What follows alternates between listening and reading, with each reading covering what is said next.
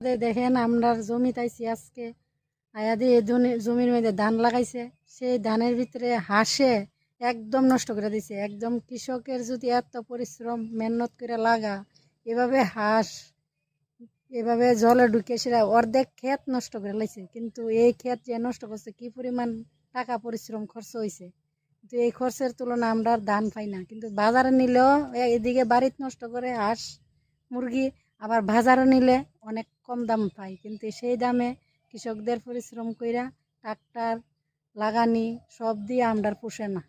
তাই জন্য আপনারা একটা লাইক করেন, একটা কমেন্ট করেন, শেয়ার করেন, তবু তো আমরাও একটু পোষে, যাতে যে জমিটি নষ্ট হয়ে যাচ্ছে গা, তবু যদি বন্ধুরা যদি একটু অনেক আপনারা যদি একটু কমেন্ট করেন, শেয়ার করে দেন 10 জনের কাছে, তবুও আমরা একটু এর বিনিময়ে খরচটা উঠবো। কিন্তু নাইলে এই পরিশ্রমের তুলনা, অক্লান্ত পরিশ্রম করে এই কৃষক, কিন্তু পরিশ্রমের তুলনা আমরা কোনো টাকা পাই না।